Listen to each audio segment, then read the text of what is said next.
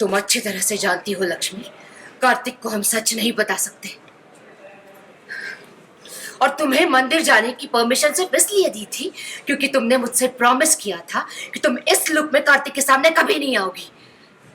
तुम्हारे जुबान की कोई अहमियत है भी या नहीं? तुमने भरोसा तोड़ा है मेरा। माँ मेरी बात तो सुनिए तो। क्या सुनूं?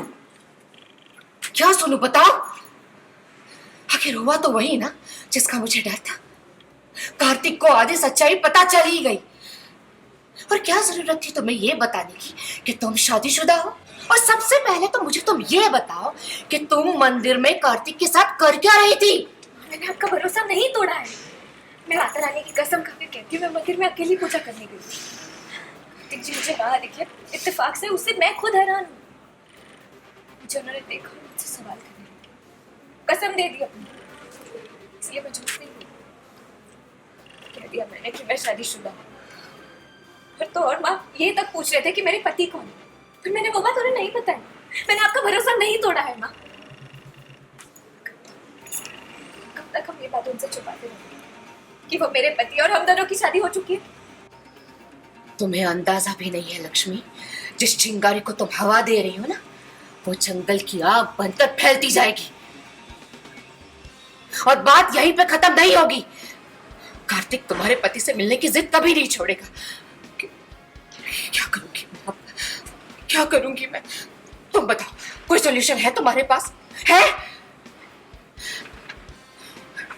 अब तो बस एक ही तरीका है, किसी और को तुम्हारा पति बनाकर कार्तिक के सामने खड़ा करना होगा, तभी वो शांत होगा। नहीं माँ, कार्तिक जी मेरे पति। मैं किसी और की पत्नी बनने का नाटक नहीं करूंगी। तो क्या करोगी फिर? क्या करोगी? तुमने मेरे लिए और अपने आप के लिए कोई और आशा छोड़ा है? एक के बाद एक कोई ना कोई नई परेशानी खड़ी करती रहती हो। इसीलिए इस परेशानी का हल भी अब तुम ही ढूंढोगी। ठीक है, तो फिर उनसे कह दीजिए कि वो दिल्ली में नहीं रहती, बता दीजिए दुबई में। रियली? और तुम्हें लगता है कि कार्तिक इन हवाई बातों पर बिलीव करेगा? कार्तिक जब तक सामने से तुम्हारे पति को देख नहीं लेता, उससे मिल नहीं लेता ना, वो किसी चीज पे बिलीव नहीं करेगा लक्ष्मी। नहीं, अब कार्तिक के दिमाग में मैं और सवाल नहीं आने दे सकती। I'll have to do something.